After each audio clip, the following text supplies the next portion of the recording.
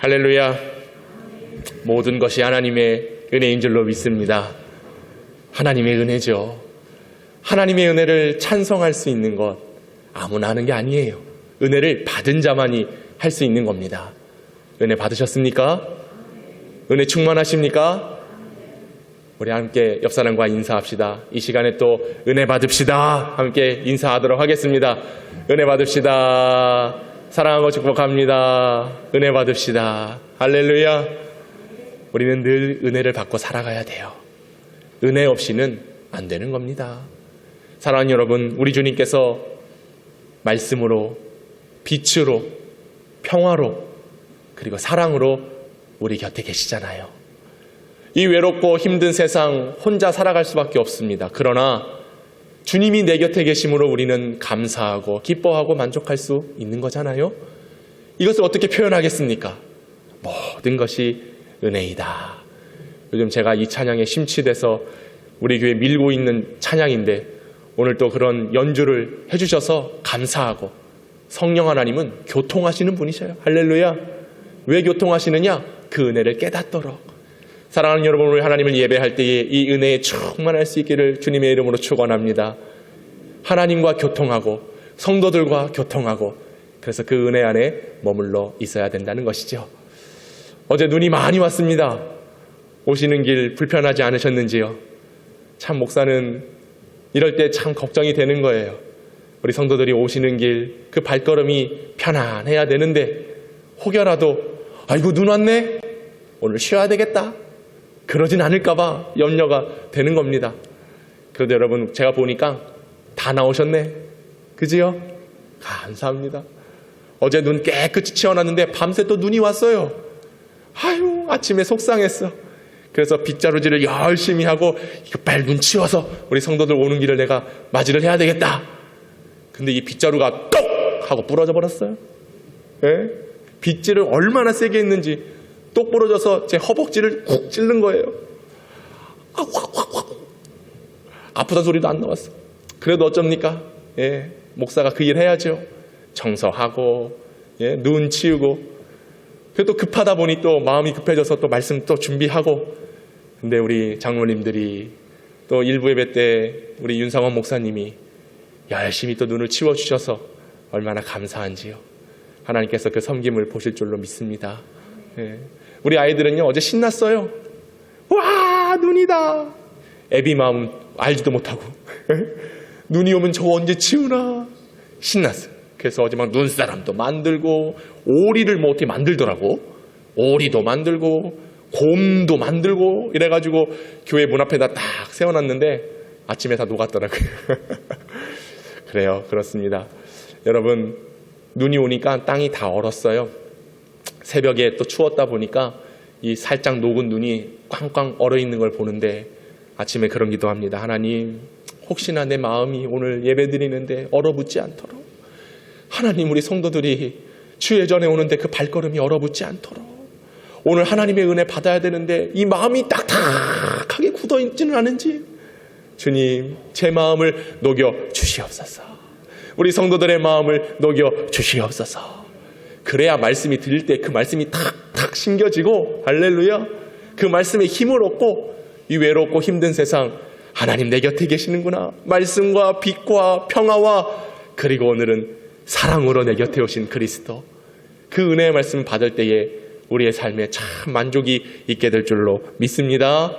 그래서 여러분, 오늘도 그 은혜를 사모하시면서 딱딱하게 얼어붙은 마음 빨리 주님의 만기심으로, 주님을 찬양하며 예배함으로 깨끗하게 씻김받고 녹여져서 그 주님을 만날 수 있는 시간 될 수 있기를 주님의 이름으로 축원합니다. 할렐루야. 사람은 무엇으로 사는가? 러시아의 대문호 톨스토이의 사람은 무엇으로 사는가라고 하는 단편 소설이 있습니다. 아마 여러분도 한 번쯤은 읽어보셨으리라 생각이 듭니다. 저도 제 서재에 이 책과 다른 번역된 여러 책들이 2권이나 있습니다. 그래서 그 책을 읽을 때에 참 감동이 됐는데요. 사람은 무엇으로 사는가? 여러분, 이 책의 제목으로 질문하겠습니다. 무엇으로 살고 계십니까? 이 책의 결론은 이겁니다. 사람은 무엇으로 사느냐? 사랑으로 삽니다. 이렇게 결론을 짓고 있어요. 사람은 사랑으로 살아간다. 여러분, 이 주제는 기독교의 핵심 가치입니다. 하나님께서 세상을 이처럼 사랑하사 독생자를 주셨다. 그러므로 인하여 우리는 그 예수 그리스도를 믿고 그분을 나의 주로 인정하여 고백한 가운데 사랑으로 살아가는 겁니다. 그래서 하나님을 사랑하고 이웃을 사랑하는 것, 이것이 우리 기독교의 핵심 가치가 된다는 것이죠. 이 사랑을 가지고 살아갈 때요, 삶의 안정이 있어요. 만족이 있어요. 우리가 살아가면서 반드시 필요하다라는 것을 한 가지 꼽으라고 한다면 바로 사랑이라고 하는 것입니다. 19세기의 톨스토이가 당신은 무엇으로 사는가? 사랑으로 살아야 된다라고 말합니다. 만약 톨스토이가 오늘 21세기 우리들에게 당신은 무엇으로 삽니까? 사람은 무엇으로 살아가야 되나요? 라고 화두를 던졌을 때에 우리는 뭐라고 답을 해야 될까요? 지난달 11월 달에 미국의 여론조사인 퓨 리서치 센터에서 설문조사를 했습니다. 올해 2월 1일부터 5월 26일 17개 선진국 나라를 대상으로 18,850명에게 설문을 했습니다. 그 설문의 질문이 무엇인가? 당신의 인생의 의미는 어디에 있습니까? 당신은 삶의 가치를 어디에 둡니까? 라는 질문을 했습니다. 그 결과 17개 나라 중에 14개의 나라, 미국, 영국, 일본, 유럽의 많은 나라들이 나의 삶의 의미, 나의 삶의 가치는 가족에 있습니다. 이렇게 답했습니다. 가족.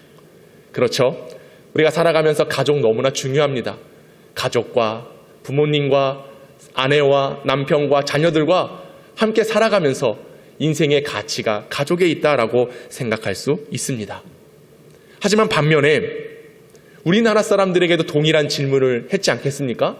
이제 우리나라도 선진국이잖아요. 동일한 질문을 했을 때에 우리나라는 과연 뭐라고 대답을 했을까? 가족이라고 대답한 순위는 1위가 아니었습니다. 16위. 17개 나라 중에 가족이 우선됩니다라고 순위를 매겼을 때 우리나라는 16위였습니다.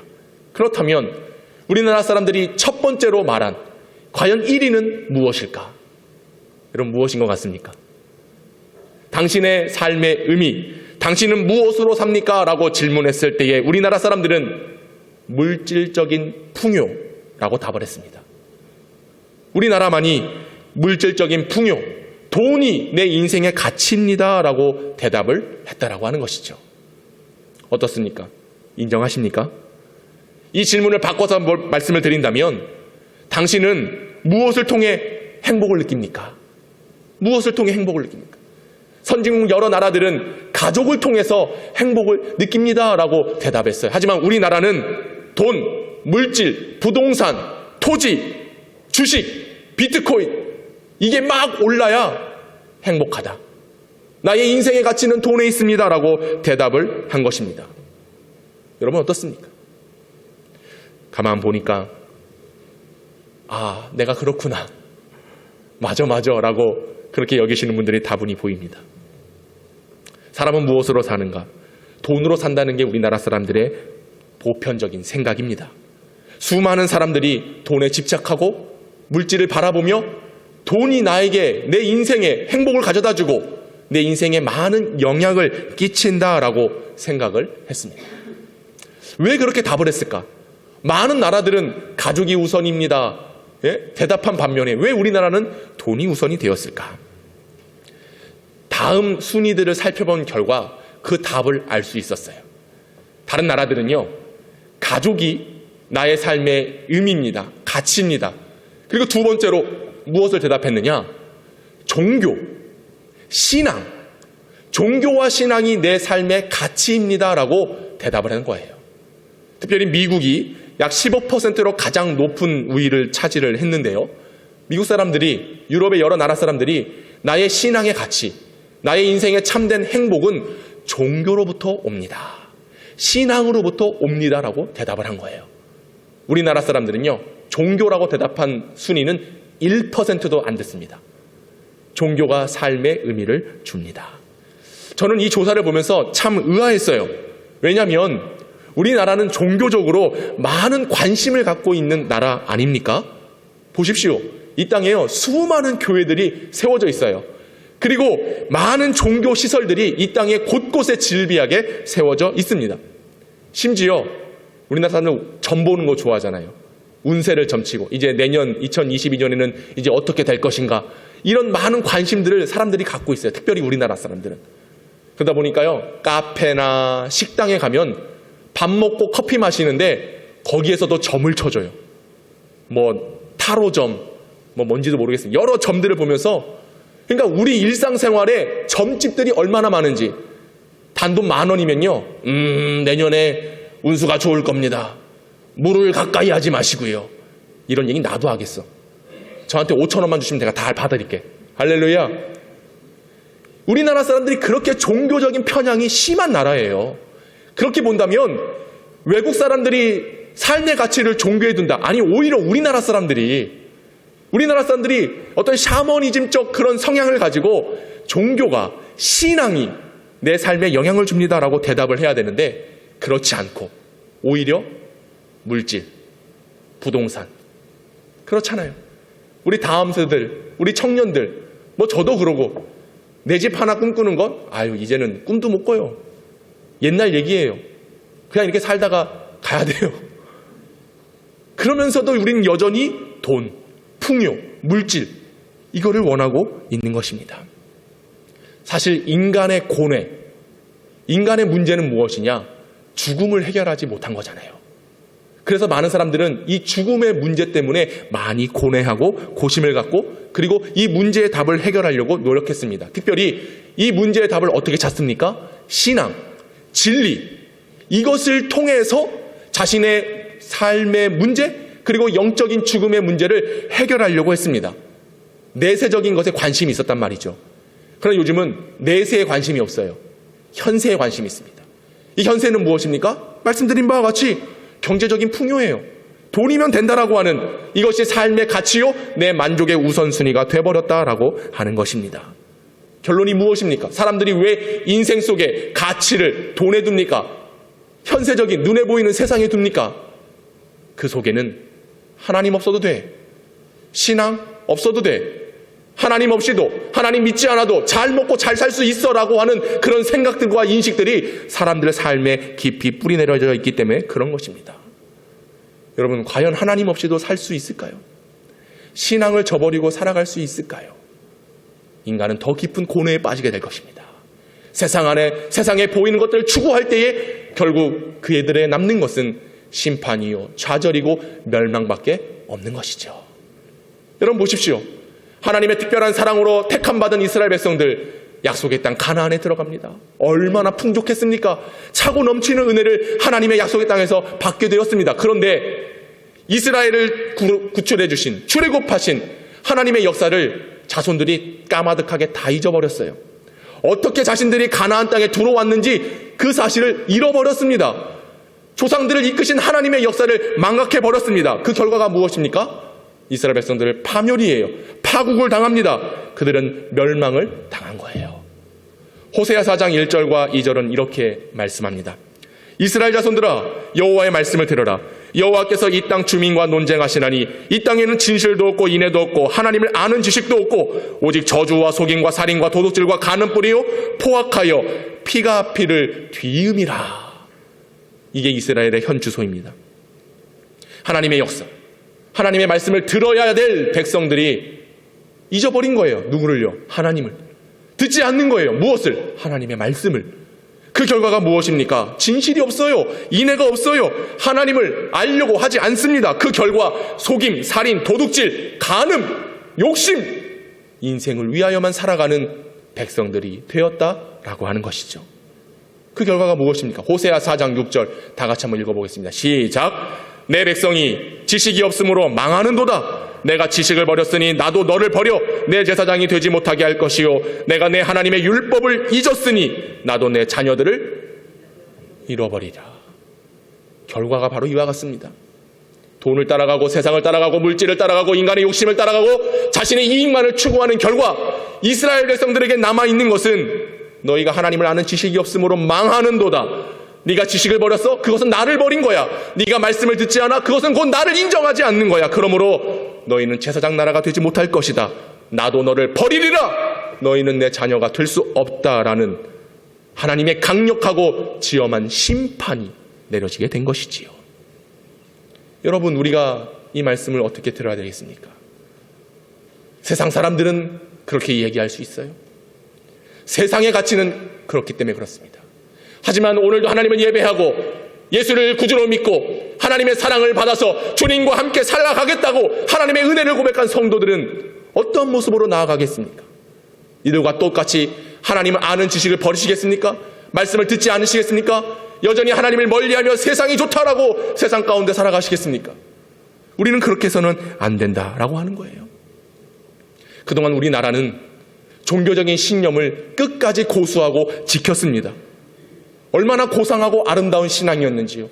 수많은 핍박이 있었습니다. 일제 침략도 있었고 정치의 환란이 있었고 독재 군사가 이 나라를, 이 정치를 제압하기도 했습니다. 그러나 그 가운데서도 성도들은, 믿음의 사람들은 끝까지 믿음을 지켰습니다. 신앙을 고수했습니다. 항상 그 삶의 중심이 하나님 안으로, 믿음 안으로, 교회에서 시작되는 삶을 중요하게 여겼습니다. 그것이 최상의 가치였죠. 근데 요즘 보십시오. 이제 21세기 배부른 세상이 됐습니다. 먹고 살기에 부족함이 없는 세상이 됐습니다.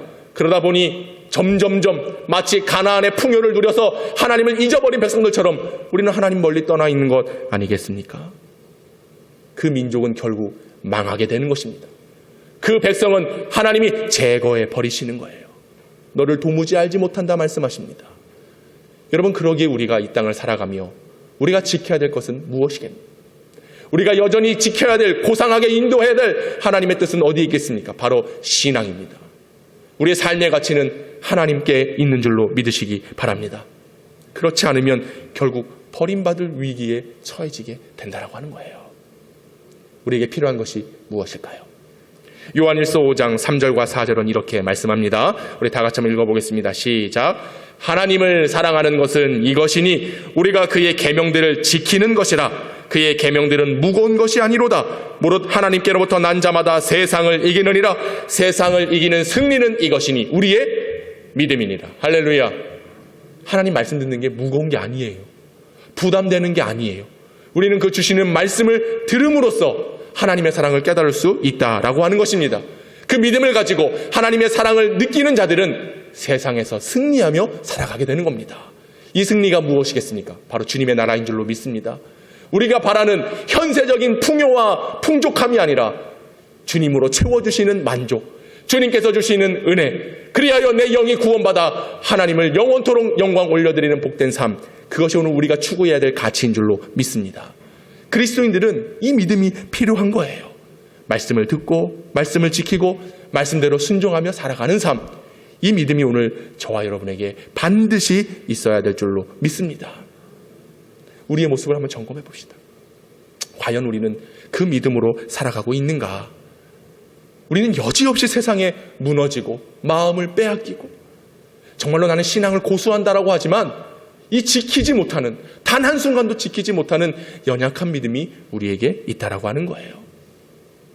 참으로 안타까운 것은 이 세상이 그렇게 변질되었습니다. 물론 코로나 한 2년 동안 우리가 팬데믹을 당하면서 모이기에 좀 어렵고 그런 상황 속에서 점점 우리의 신앙들이, 그 굳건하게 세워졌던 신앙들이 다 어디 갔는지 모르겠어요.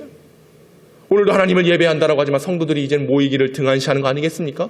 일주일에 딱 한 번 나와가지고 예배하고 1시간 예배 드리면 아유 나 이제 예배 드렸네, 그리스도인이네, 하나님 은혜 받았네. 과연 그게 가능할까? 예배를 드리는 건지 그저 일주일에 한 번 나와가지고 예배 드려주는 건지 여러분 한번 생각해 보십시오. 판단해 보십시오. 어떻게 우리가 살아가고 있습니까? 과연 그 은혜를 붙잡고 살아가십니까? 세상 일이라면, 돈 버는 일이라면 매일매일 나가잖아요. 사람 만나고 교제하고 뭐 먹으러 다니고 여행 다니고, 이 일은 시간을 아껴서라도, 시간을 투자해서라도 가는 겁니다. 예배하자, 기도하자, 전도하자, 찬송하자, 선교하자, 봉사하자. 아유 누군가 하겠지. 아 이제 나는 그만해도 돼. 저는 그게 믿음이라고 생각하지 않습니다. 이제 몸이 약하니까 못하겠지. 물론 몸이 약해서, 병이 들어서, 힘이 없어서 못할 수도 있어요. 근데 하나님께서 그 모습을 과연 기뻐하실까? 힘없으니까 예배 한 번만 나와도 된다. 힘없으니까 기도 안 해도 된다. 결코 믿음이라고 말할 수 없습니다.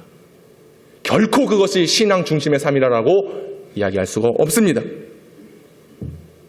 생각해 보십시오. 하나님과 물질을 달아보십시오. 어느 것에 더 마음이 가고 있습니까? 여러분의 삶과 신앙을 견주어 보십시오. 과연 믿음이 더 우위를 차지하고 있는지. 마지막 때입니다. 마지막 때예요. 너를 도무지 알지 못한다라는 음성이 들리기 전에 우리는 깨어서 주님을 맞이할 거룩한 백성들이 되어야 될 줄로 믿습니다. 예배하는데 힘쓰세요. 기도하러 나오세요. 수십 번, 수백 번, 수천 번 들어도 여전히 마음이 얼어 있어. 여전히 귀가 닫혀 있어. 그러면서 아유, 내 우리 교회 권사잖아요. 아유, 우리 교회 집사잖아요. 사람도 인정 못하는데 하나님이 인정하실까? 회개하여 믿음의 자리에 서시기를 축복합니다. 오늘 이게 우리가 끝까지 고수해야 될 가치가 바로 거기에 있다라고 하는 거예요. 왜 우리는 항상 이렇게 부족할 수밖에 없는가? 왜 우리는 항상 연약할 수밖에 없는가? 사실 여러분, 하나님은 우리에게 모든 기회를 주시고요. 모든 은혜를 공급하여 주시거든요. 근데 우리가 그것을 모르고 살아가요. 이건 우리가 잘못됐다. 물론 잘못될 수도 있지만 결국 우리가 듣지 못하고 깨닫지 못함 속에서 하나님의 사랑을 발견하지 못하는 내 원인을 찾아볼 수가 있는 겁니다. 서두에 말씀드렸듯이 톨스토이의 사람이 무엇으로 사는가, 그 책에 보면 이러한 내용이 있습니다. 어떤 내용이냐? 하나님은 모든 사람에게 필요한 것을 주셨습니다. 하지만, 읽어볼까요? 시작. 하지만 사람들은 자신에 대해 걱정하면서 살아가고 있습니다. 이게 원인이라고 하는 거예요. 하나님께서 우리에게 많은 것을 주셨거든요. 하나님은 공급하시는 하나님이시거든요. 우리의 필요를 따라 채워주시는 하나님이시거든요. 근데 우리는 여전히 그 은혜와 사랑을 받았음에도 불구하고 부족하다, 힘들다 라고 근심하며 걱정하는 존재들이라고 하는 거예요. 마태복음 6장 31절에 어떤 말씀이 있습니까? 그러므로 염려하여 이르기를 무엇을 먹을까, 무엇을 마실까, 입을까 하지 말라. 이는 다 이방인들이 구하는 것이라. 너희 하늘 아버지께서 이 모든 것이 너희에게 있어야 할 줄을 아시느니라. 할렐루야. 믿으십니까? 하나님은 일용할 양식을 주시는 하나님이세요. 너희 아버지는 좋은 것으로 자녀에게 주신다라고 말씀하고 있습니다. 그러나 우리는 많은 것을 받았음에도, 누리고 있음에도 알지 못하고 깨닫지 못함으로 인해서 여전히 세상을 향해서 하나님이 아닌, 교회가 아닌 내 인생의 목적을 향하여 나아가는 어리석음이 바로 여기에 담겨져 있는 겁니다. 나를 위한 걱정과 근심이 너무 많아요. 너무 많아요. 그렇습니다. 우리는 하나님께 받았음에도 불구하고 감사하지 못하고 있어요. 만족이 없어요. 더 안타까운 것은 정말로 많은 것을 우리가 받았거든요. 근데 받았음에도 받은 줄 몰라. 여러분, 받은 줄로 믿으시기 바랍니다. 있어요. 있는데 모른다라고 하는 거예요. 그러니까 여전히 걱정하며 고민하는 것이죠. 어제 아침에 택배 하나가 왔습니다. 뭔가 하고 뜯어봤더니 제가 좋아하는 커피. 할렐루야. 네. 커피 원두가 다 온 거예요. 또 최상급의 커피. 누가 보냈나 해서 봤더니 제 동기 목사, 포항에서 목회하고 있는 동기 목사가 보낸 거예요. 그래서 그 목사님이 포항 가기 전에 우리 교회 카페 내려가시면 그 머그컵 이렇게 여러 개 달려 있잖아요. 그 친구가 선물하고 간 거예요. 박 목사, 우리 교인들한테 꼭 이 예쁜 잔에다가 커피 내려줘 이러면서 아유 고마워. 받았죠. 얼른 받았죠. 네, 그 커피 잔을 주고 간 동기 목사인데, 그래서 그 커피를 받고 동기 목사는 카톡을 보냈어요. 그 친구 박 목사인데, 박 목사, 아유 커피 보내줘서 고마워. 복 받을게요. 내가 이렇게 문자 보냈어요. 그랬더니 그 친구의 답이 뭐냐면, 글쎄 과연 그 복 언제 주실까 이러는 거예요. 근데 정말 공교롭게도 제가 이 본문을 딱 쳤을 때, 예? 컴퓨터로 우리는 받은 것이 많습니다. 하나님께서 많은 걸 주셨습니다. 그런데 우리는 받은 줄도 모릅니다. 라고 딱 치는 순간 그 친구가 글쎄 언제 복을 주실까 이렇게 문자가 온 거예요. 그래서 제가 이 설교 원고를 그대로 복사해서 카톡으로 보내줬어요. 종아, 이제 목사라고 하지도 않아. 종아, 받은 게 많았음에도 불구하고 어찌 받은 걸 모르느냐. 깨어날지어다. 그랬더니 그 친구가 아이고 목사님 죄송합니다. 제가 깨닫지 못했습니다. 이렇게 답이 오는 거였습니다. 여러분 그래요. 우리 정말 많이 받았어요. 정말 많은 걸 누리고 있습니다. 그런데 여전히 근심하며 걱정하며 그런 인생을 살아가는 것 아니겠습니까? 왜 그럴까? 저는 말씀 묵상하면서 5가지를 살펴보았습니다. 그것은 무엇이냐? 없다고 생각하는 부재. 이 부재가 항상 우리에게 있어요. 그리고 알지 못하는 무지, 비어있는 공허, 믿지 못하는 불신, 실상은 있으나 마치 보이지 않는 신기루 같은 그런 모습이 우리에게 있다라고 하는 것입니다. 그런 인생에 하나님께서 대처와 대책을 마련해 주셨습니다. 우리에게 있는 부재, 무지, 공허, 불신 속에 하나님은 세상을 사랑하셔서 독생자 예수 그리스도를 우리를 위하여 보내주신 하나님의 놀라운 은혜가 우리에게 주어진 줄로 믿습니다. 우리에게 필요한 것은 무엇이냐? 예수가 없다라고 하는 부재에서 벗어나야 되는 거예요. 예수를 알지 못하는 무지에서 깨어나야 되는 것입니다. 세상 바라보면 늘 공허할 수밖에 없어요. 그러나 예수로 채워진, 예수로 만족된 삶이 필요하다라고 하는 것입니다. 그리고 더 나아가 예수를 믿지 못하는 불신을 벗어버려야 되는 거예요. 여러분 우리에게 부재와 무지와 공허와 불신은 사라져야 되는 것입니다. 왜요?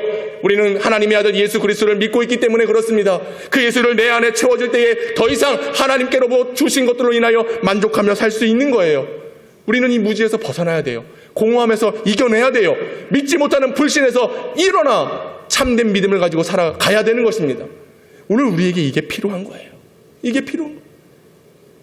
이런 인생을 회복시키시고 새 힘을 공급하시기 위하여 바로 하나님의 독생자 예수 그리스도를 우리에게 보내주셨다라고 하는 겁니다. 오늘 본문 16절 무엇을 이야기하고 있습니까? 다 같이 읽어볼까요? 시작.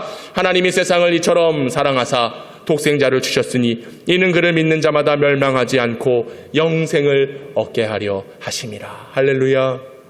바로 이겁니다. 믿지 못하고 없다고 여기고 공허하다 여기고 또 알지 못하는 우리들의 이런 연약함을 위해서 하나님은 최고의 대처 방안인 바로 예수 그리스도를 보내주신 것입니다.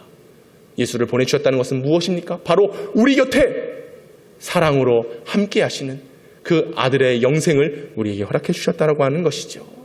사랑하는 여러분, 우리는 그러므로 우리를 위하여 아낌없이 보내주신 그 사랑을 함께 해야 되는 겁니다.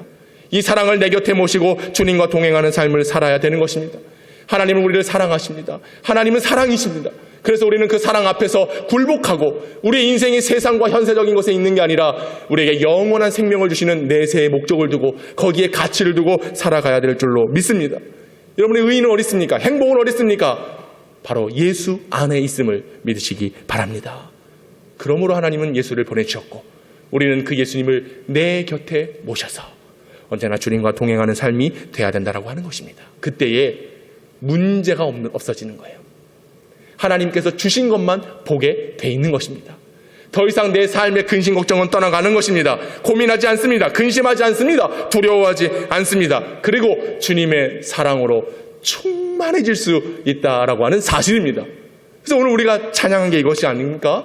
살아계신 주 나의 참된 소망 두려움이 사라지네 사랑의 주 내 갈 길 인도하니 내 모든 삶의 기쁨 늘 충만하네 믿으시기 바랍니다.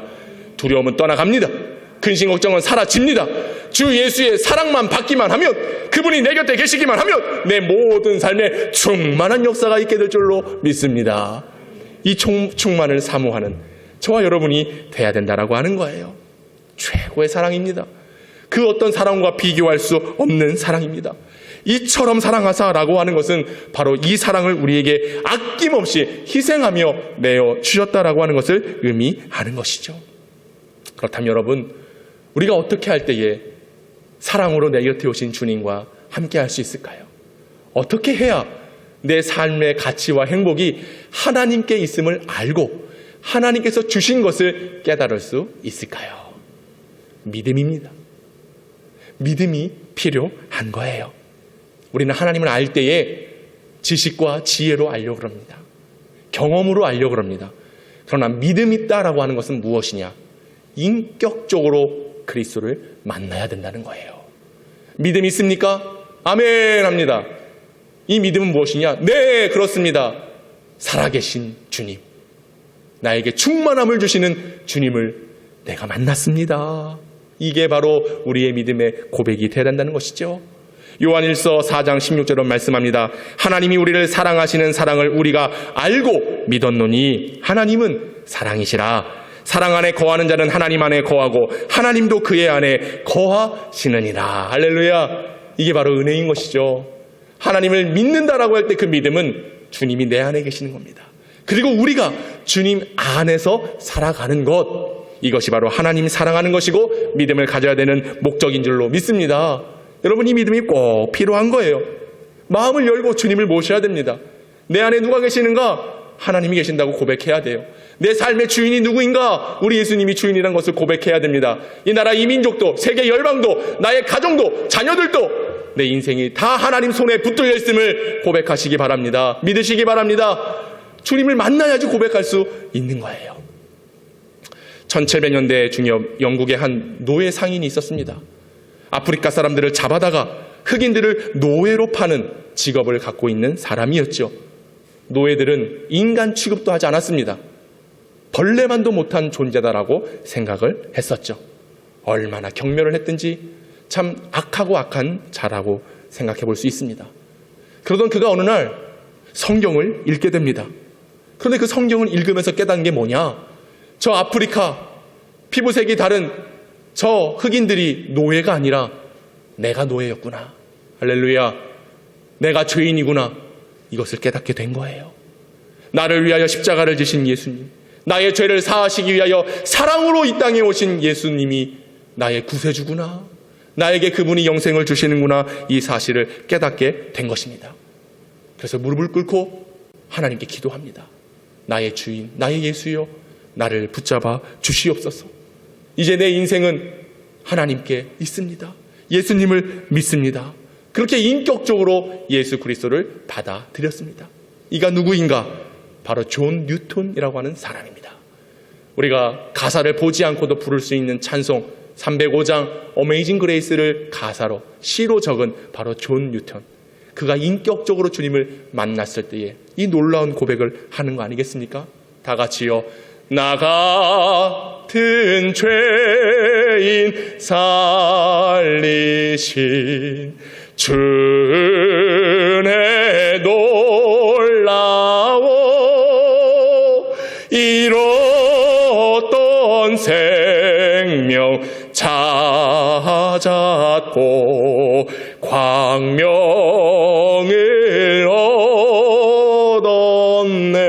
얻었네. 아멘입니까? 이 찬양은요, 인격적으로 예수를 만난 자만이 부를 수 있어요. 하나님의 은혜 크고 고맙고 놀라워. 죄인 된 나, 정말로 노예였던 나를 우리 예수님의 사랑으로 구원해 주시고 하나님이 나를 이토록 위하여 사랑하셨는 것을 깨달을 때에 우리는 이 은혜의 찬양을 고백할 수 있는 것입니다. 여러분, 우리의 광명, 우리의 빛, 내 삶이 하나님의 은혜에 있음을 기억하시기 바랍니다. 주님 만나셔야 돼요. 주님 만나고 변함없이 주님을 위하여 살아가야 되는 것을 여러분 꼭 기억하시기 바랍니다. 저는 초등학교 시절 그때를 생각하면 항상 마음이 먹먹해집니다. 부모님은 늘 바쁘셔서 새벽 일찍 일을 나가셔야 됐고 그 누구도 나를 돌봐주지 않는다라고 생각을 했습니다. 학교 갔다 집에 오면 늘 텅 빈 집안에서 부모님이 오시기까지 밥도 해야 됐고 또 남동생과 같이 그렇게 생활을 했어야 됐는데 그때 참 외롭고 힘들었어요. 거기에 초등학교 6학년 되었을 때 12살인가요? 13살인가요? 부모님과 떨어져서 단칸방에 동생과 단둘이 살아야 됐습니다. 참 왜 그랬을까?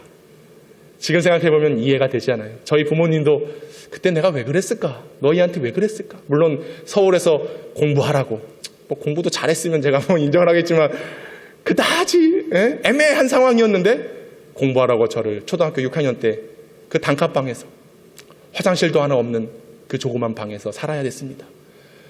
얼마나 외롭던지요. 얼마나 힘이 들던지요.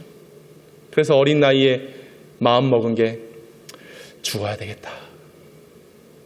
너무 힘들다. 그래서 집 앞에 보이는 우성 현대 아파트 15층에 올라갔습니다.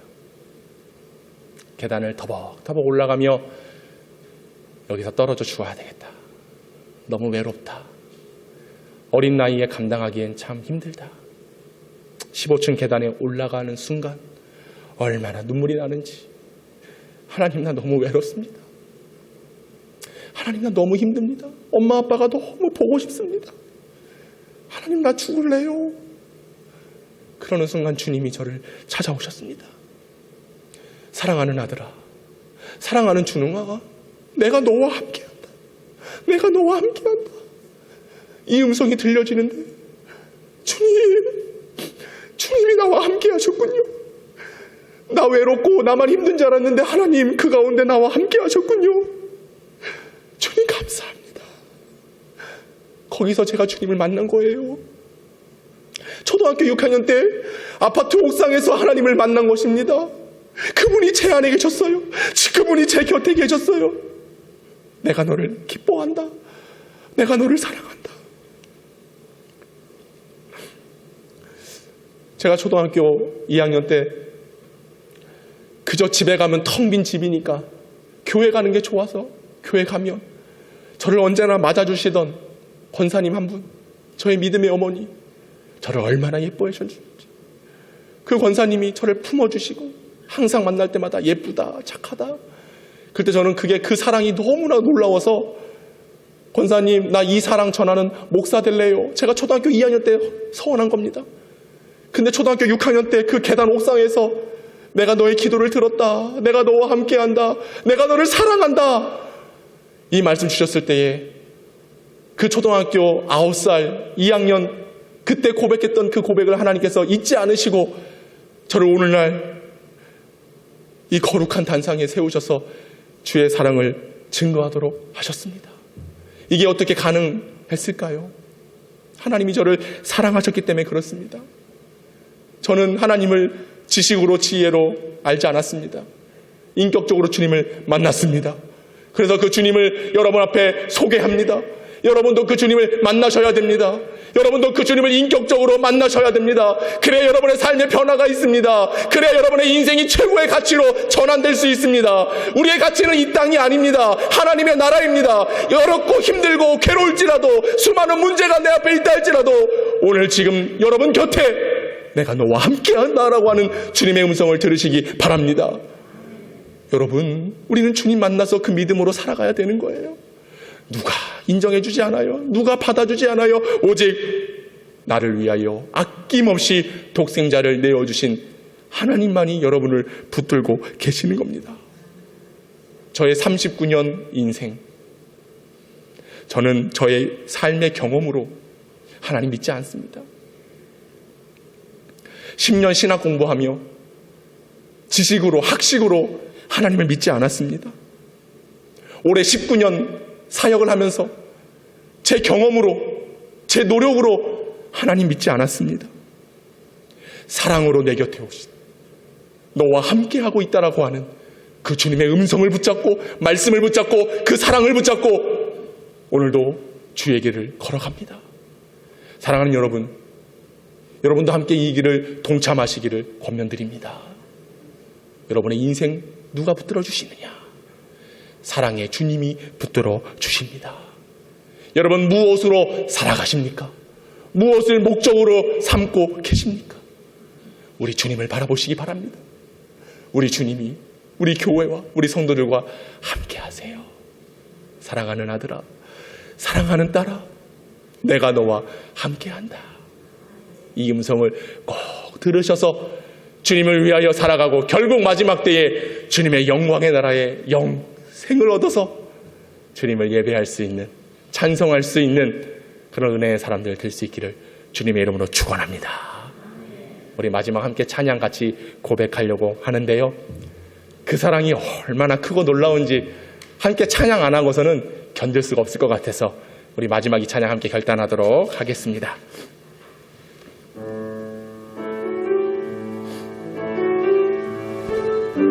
아버지 사랑 내가 노래, 아버지 사랑 내가 노래해. 아멘. 아버지 은혜 내가 노래해. 그 사랑 변함없으신, 거짓 없으신, 성실하신 그 사랑, 상한 갈 때 꺾지 않으시는, 꺼져가는 등불 끄지 않는 그 사랑 변함없으신, 거짓 없으신, 성실하신 그